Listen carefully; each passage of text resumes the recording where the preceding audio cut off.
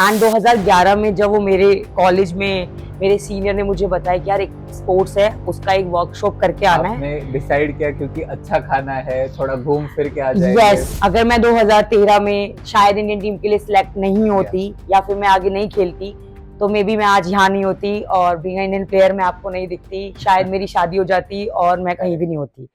Hello and welcome to The Winning Story, your one-stop platform for credible sports news and inspiring tales. Today we have Priya Bhesla, one of the most prominent figures in Indian women's rugby. So let's all welcome her to The Winning Story. Thank you so much मुझे यहाँ बुलाने के लिए and I'm very excited to share my story with you all. Yes. And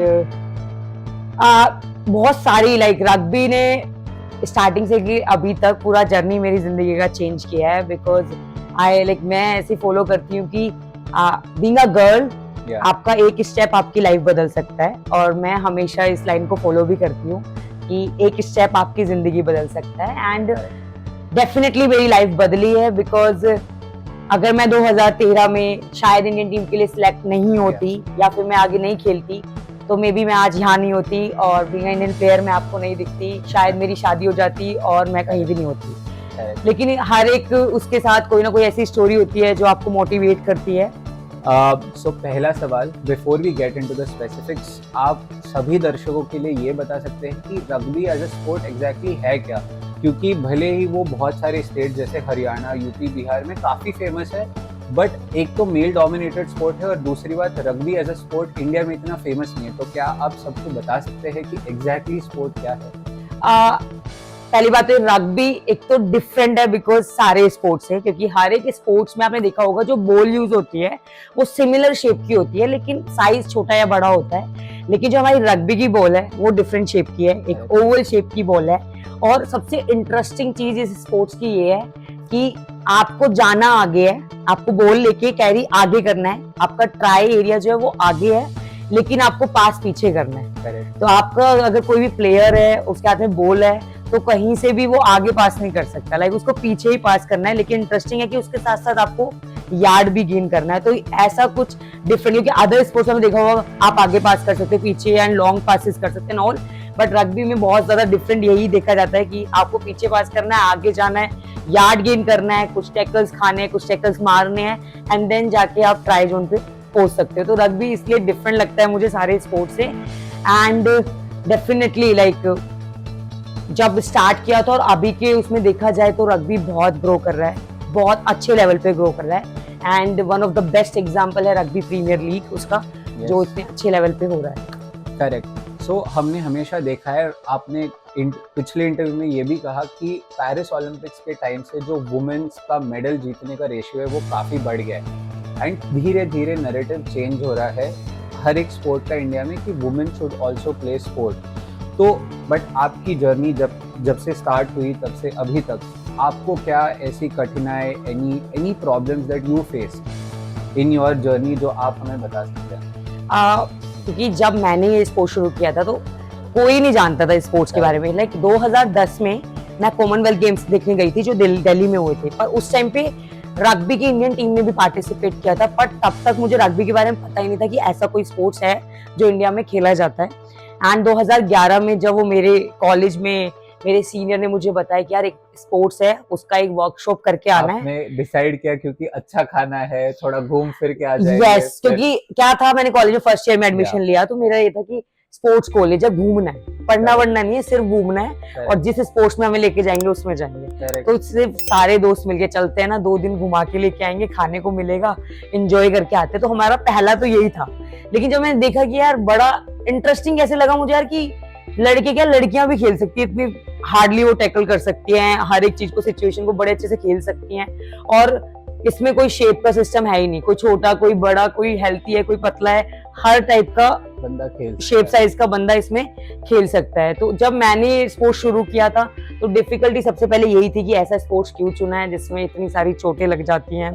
and इसी तरीके से बहुत सारी गर्ल्स भी हैं जो इस स्पोर्ट्स को रेगुलर नहीं कर पाई बिकॉज ऑफ कि इतना इंजरीज होता है, रिकवरी भी अच्छे से नहीं हो पाएगा, कहीं चोट वोट लग गया तो रिश्ते नहीं होंगे। क्योंकि जहाँ से मैं बिलोंग करती हूँ वहाँ तो ऐसे ही था, 18 साल की उम्र में शादी कर देना आप कुछ नहीं करते हो, आपको कोई मोटिव नहीं दिया जाता, एंड आप बॉयज फ्रेंड्स नहीं बना सकते, आप शॉर्ट्स नहीं पहन सकते, आपको टाइम पे बाहर निकलना पड़ता। तो हमारे लिए गर्ल्स के लिए हर एक जगह स्ट्रिक्टनेस बनी हुई है, आपको ऐसे ही फॉलो करो। तो हम जन्म से हमारे लिए सेटअप कर देते हैं कि लाइक आपको इस तरह से ही जाना है। बट मुझे लगता है कि जो भी सिनेरियो एक गर्ल्स के साथ होते हैं, लाइक अगर वो घर में ब्रदर्स होते हैं, लड़के होते हैं, वो एक गिलास इधर से उधर उठा के नहीं रखते, हम शायद वो उठा के रख देते हैं, हम एफर्ट्स करते हैं, लेकिन ये छोटे छोटे एफर्ट की डिफिकल्टी है, ये बैरियर्स है हमारे लिए, लेकिन ये हमें स्ट्रॉन्ग भी बनाते हैं कि हम सब कुछ कर सकते हैं। तो अगर हम घर संभाल रहे हैं तो हम फील्ड भी बहुत अच्छे से संभाल सकते हैं, एंड हम ओवरऑल सारा कुछ चला सकते हैं। लाइक एग्जांपल हमारी प्रेसिडेंट है, वो भी एक फीमेल है जो बहुत अच्छे से हमारे इंडिया को रन कर रही है। तो ऐसे तो ये था कि मेरा तो सेट था कि अगर 2013 में नहीं खेला ना इंडिया टीम में तो भाई शादी कर देंगे, और मुझे शादी नहीं करनी। तो मेरा ये पहला स्टेप ये था कि इंडिया टीम में सिलेक्शन लेना ही लेना है। 2013 मेरे लिए टर्निंग पॉइंट था लाइफ का, क्योंकि जब मैं इंडिया टीम में सिलेक्ट हुई तो मेरे पास बोलने के लिए मिल गया कि लाइक अभी मेरे को शादी नहीं करनी, अभी प्लीज मुझे टाइम दो। तो फिर उनको भी दिख गया, पेरेंट्स को भी दिख गया कि हाँ अगर वो एफर्ट्स कर रही है तो उसको मौका दिया जाए, वो करने दो उसको, ऐसे करके देन ये जर्नी चलती रही। शादी की बातें तो 8-9 साल मेरे साथ चलती ही रही, बट मैं जो है अपने स्टैंड पे हमेशा खड़ी रही, एंड बिकॉज ऑफ दैट कि आज मेरी और अजय की शादी भी होगी, वरना हमारे लिए बहुत डिफिकल्ट था इंटरकास्ट मैरिज करना। बीइंग अ गुजर और जाट फैमिली से बिलोंग करते हैं हम लोग, तो ये सारी डिफिकल्टी थी। बट रग्बी ने मुझे इतना स्ट्रॉन्ग मेंटली और फिजिकली कर दिया था कि लाइक मेरा माइंड सेट था कि जो करना है वो करना है, ये बैरियर्स तो चलते रहेंगे। आपने काफी अच्छी बातें करी अजय सर, और आपकी मैरिज के पास हम आएंगे, बट उसके पहले आपने एक बहुत बड़ा इशू हाईलाइट किया, जो लड़कियां इंडिया में बहुत प्रॉब्लम्स के थ्रू जाती है, डिस्पाइट वो सब कुछ कर सकती है जैसा आपने कहा। तो आपके फैमिली का कैसा सपोर्ट था, क्योंकि पहले तो स्पोर्ट और दूसरी बात रग्बी, तो इंडियन पेरेंट को वो समझना कि हमारी बेटी एक ऐसा स्पोर्ट खेल रही है जिसके बारे में इंडिया में लोगों को पता भी नहीं है, तो कैसा था वो फैमिली का सपोर्ट जो आज तक आपके साथ रहा है? अगर फैमिली का सपोर्ट देखा जाए तो स्टार्टिंग से ही मैं स्पोर्ट्स पर्सन रही हूँ। 9th क्लास से मैंने स्पोर्ट्स खेला है। आपको फीमेल रेसलर भी कहा जाता है। हाँ, तो मैंने 9th क्लास से स्पोर्ट्स खेला, मैंने एथलेटिक्स किया, उसमें नेशनल्स खेले। तो फैमिली ने सपोर्ट किया कि हाँ बच्चा कहीं जा रहा है, वो अपने आप को डेवलप कर रहा है, लेकिन उसके साथ बहुत सारी रिस्ट्रिक्शंस रही हैं, लाइक कि जैसे मैंने ऑलरेडी बताया आपको कि लाइक शॉर्ट्स मत पहनो, लेट मत आओ, बॉयज फ्रेंड्स नहीं होने चाहिए, इतना कनेक्शंस में नहीं रहना है। तो ये साथ में चलता रहा, लेकिन अगर फाइनेंशियली सपोर्ट देखा जाए और हर जगह मेरे लिए प्रेजेंट होना, अगर मुझे कुछ नीडेड था वो हर तरह से मेरे साथ रहे हैं। मैं ये नहीं कहूंगी कि वो रॉन्ग है, बिकॉज हम 5 भाई बहन हैं और पापा एक सैलरी पे हम सबको चला रहे थे, तो और हम 3 लड़कियां हैं जिसमें से, तो सबके लिए सोच के बीइंग अ पेरेंट्स वो अपनी साइड से सोच रहे थे, लेकिन उन्होंने हेल्प आउट किया। पर मेरे को हर ये तो है बीइंग अ गर्ल मुझे प्रूव करना पड़ा कि मैं करना चाहती हूँ, एंड शायद इसी वजह से वो मुझे मेरे साथ साथ चलते रहे और मुझे हेल्प आउट करते रहे। Got it. कई बार आपने ये कहा है कि आपके 14-15 साल के रग्बी करियर में अभी रग्बी का स्टेट काफ़ी अच्छा हुआ है, आप लोगों को खेलने के पैसे मिलते हैं, अपीयरेंसेस के लिए पैसे मिलते हैं, but that is just for one sport. In the Indian sports industry आपको क्या लगता है, क्या इंडिया एक्चुअली प्रोग्रेस कर रहा है या अभी हमें बहुत दूर जाना है? आई थिंक अगर एज अ स्पोर्ट्स पर्सन मैं बोलूँ तो हमें बहुत दूर जाना है और बहुत नीड है। अभी बहुत सारे ऐसे स्पोर्ट्स हैं जो अभी तक हम फ्रंट फुट पे देख ही नहीं पा रहे हैं, बहुत ऐसे इंडियन प्लेयर्स हैं जो अभी तक सरवाइव कर रहे हैं, एंड आई थिंक बहुत अच्छे अच्छे लेवल पे प्लेयर्स हैं जिन्होंने इंडियन टीम को मेडल्स दिए हैं, in not in rugby, other sports में भी, बट अभी भी वो फ्रंट पे नहीं है। तो like other sports plus rugby front पे आने की नीडेड है अभी भी। लाइक अगर मैं देखूं पूरे 14-15 सालों के इस जर्नी में, तो जब मैंने स्टार्ट किया था, अगर रग्बी की बात की जाए तो हम एक मैच के लिए या एक टूर्नामेंट के लिए वेट करते थे पूरे साल, बट अभी रग्बी पूरे साल भरा हुआ है। लाइक खेलो India youth games, national games, senior national, junior nationals, SGFI और हमारी वर्ल्ड यूनिवर्सिटी, तो हमारे पास बहुत सारे ऐसे टूर्नामेंट्स आ गए हैं, तो डेवलपमेंट हो रहा है।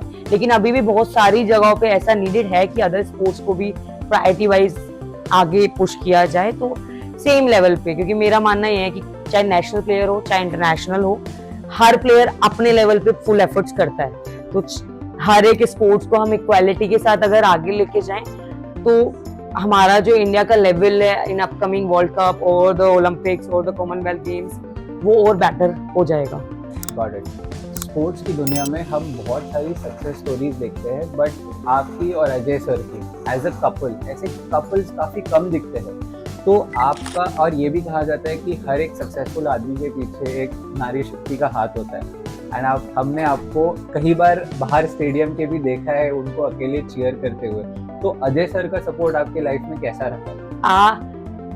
आई थिंक जब मेरा सबसे हम एज अ रग्बी प्लेयर साथ में स्टार्ट किया था, एंड जब मैं उससे मिली थी कि जब मैं ऑलरेडी 2013 से इंडियन टीम को रिप्रेजेंट कर रही थी 2013 से, और अजय मुझे जब मिले हैं तो तब तक वो एक नेशनल प्लेयर थे।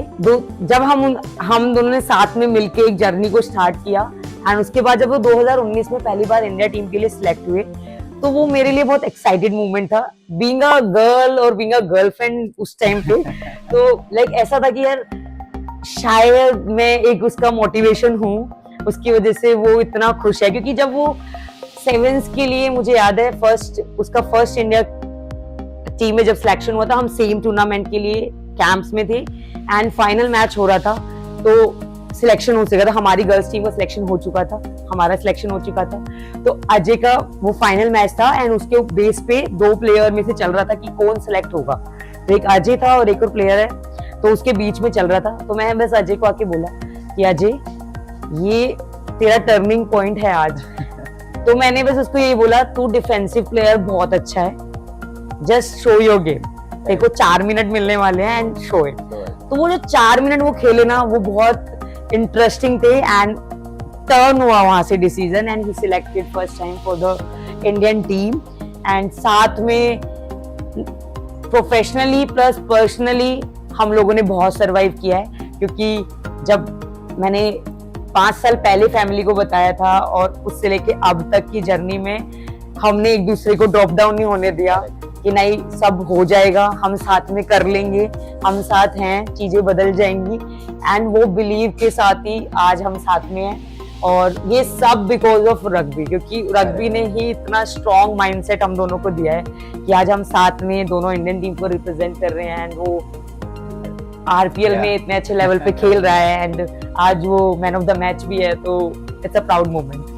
आपने अभी बताया कि उनके लाइफ के टर्निंग पॉइंट में आपने वो एक लास्ट पुश दिया एंड अभी वो ऑन स्क्रीन खेल भी रहे, बट ऑफ द स्क्रीन क्या अभी कभी कभी आप उनकी कोच बन जाती है कि कोई कोचिंग टिप्स उनको देना, क्योंकि आप 2018 से one of the first international referees भी रहे, तो क्या अभी ऐसे कोई मोमेंट्स अभी आप बता पाएंगे? जितने मैचेस होते हैं तो जब भी वो स्क्रम या कुछ भी पोजीशन में खेलते हैं तो मैं हमेशा बोलती हूँ तेरा बाइंडिंग ठीक नहीं था, तो बहुत अपलिफ्ट था, मैं कहाँ था। तो हमारे बीच में एक रेफरी और प्लेयर का बहस चलता रहता है, बट इन द एंड मैं रेफरी जीत जाता है, तो मैं जीत जाती हूँ। Got it. और एक फाइनल सवाल फैंस के लिए, तो अभी आप हमेशा ही रही है, बट अगर एक यंग लड़की इंडिया में रग्बी खेलना चाहती है तो आप उनके लिए क्या मैसेज देंगे?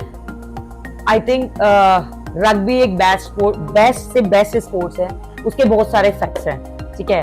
बीइंग अ गर्ल, जो बैरियर्स आप घर पे तोड़ते हो, बाहर तोड़ते हो या सोसाइटी में निकल के आते हो, जब आप फील्ड पे खेलोगे ना आप सब भूल जाओगे, क्योंकि इतना टफ गेम है। आप एक दूसरे को टैकल मार रहे हो, आप निकल रहे हो, आप उठ रहे हो, आप वापस बोल ले रहे हो, आप जा रहे हो, तो वो हर एक स्टेप आपको रिमाइंड करेगा कि आप कैसे कैसे कैसे एफर्ट्स करके वहां तक पहुंचे हो।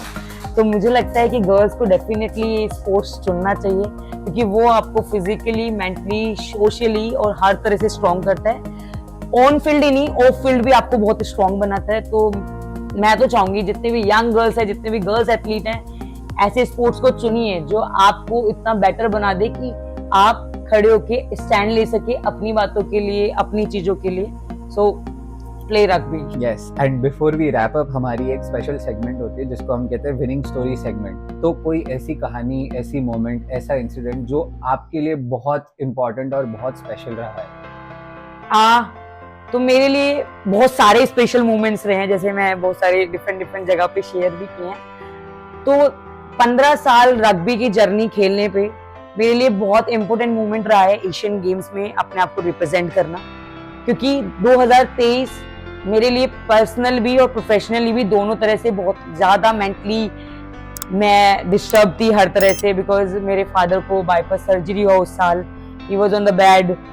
मैं मेंटली हर तरीके से ब्रेक डाउन थी, I was on injury, heel pain, shoulder injury, so बहुत सारे ऐसे ब्रेक डाउन थे। बट मेरी एक फ्रेंड ने मुझसे एक बात बोली थी कि लाइक उसने मुझे एक स्टोरी बताई थी कि प्रियंका चोपड़ा ने डिसाइड करना था, उसको रेड कारपेट पे बुलाया था और एक और जगह उसको जाना था, तो शी डिसाइड कि उसने एक ही टाइम पे दोनों जगह जाके फ्लाइट से ट्रेवल किया और वो दोनों इवेंट उसने अटेंड किए। तो मेरी फ्रेंड ने बोला कि लाइक तुझे प्रायोरिटाइज करना पड़ेगा and don't miss the chance. तो जब 2023 स्टार्ट हुआ, मेरे ऊपर एक ये प्रेशर भी था कि गवर्नमेंट जॉब लेनी है या फिर किसी एग्जाम के लिए क्लियर आउट करना है, प्लस मेरे फादर को बाईपास सर्जरी हुआ, अटैक, वो बेड पे थे 6 महीने के रेस्ट पे। उसी बीच में मैं शोल्डर इंजरी, हील इंजरी से रिकवर कर रही थी और उसी के बीच में इंडिया कैंप, एशियन गेम्स का कैंप आया।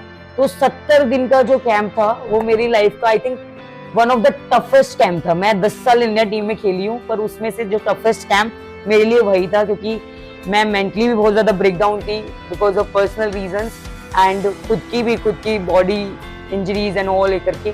पर मेरे माइंड में एक ही चीज थी, आज अब नहीं तो कब। एंड लाइक प्रिया, तूने 10 साल दिए हैं और ये चांस तू मिस नहीं कर सकती। तो मुझे यही था कि यार ये चांस मुझे मिस नहीं करना। एशियन गेम्स, क्योंकि 2018 में भी मुझे चांस मिला था एशियन गेम्स खेलने का, पर उस टाइम पे हमारा इंडियन वुमेन्स टीम ही नहीं गया था।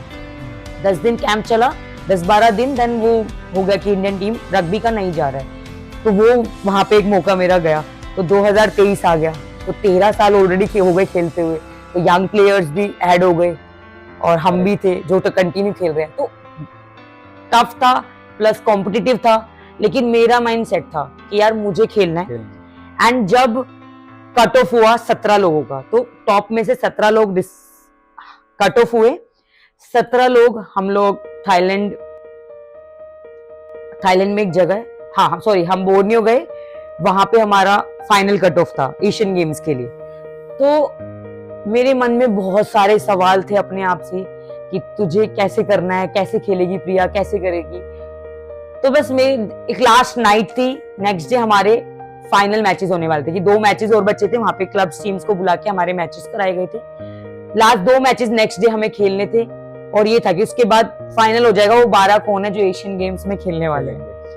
पूरी रात लेटी, बस यही सोचती रही, प्रिया कल तुझे ऐसे खेलना है जैसे तू पहली बार इंडिया टीम में खेली थी, कल तुझे ऐसे रेडी होना है जैसे तू पहली बार इंडिया टीम के लिए रेडी हुई थी। तो मैं वैसे मैच खेलते, जब हम प्रैक्टिस मैच खेलते तो नॉर्मली हम टाई अप होते हैं, सब होते हैं, पर उस दिन मैं स्पेशली रेडी हुई।